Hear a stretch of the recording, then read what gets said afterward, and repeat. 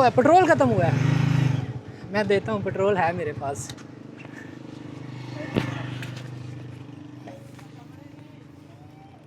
कहाँ से ख़त्म हुआ है? अच्छा, इधर ही नज़दीक है। ये लें, आप डाल लें।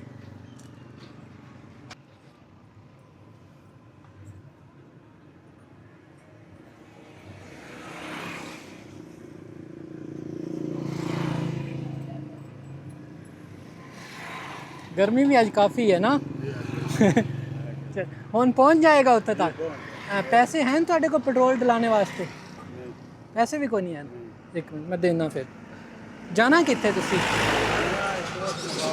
जी?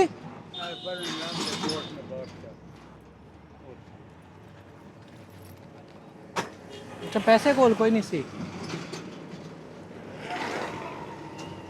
हेलो, ए तुसी अपना पेट्रोल डला लियो, ठीक है? हुन करो, स्टार्ट हो जाएगा।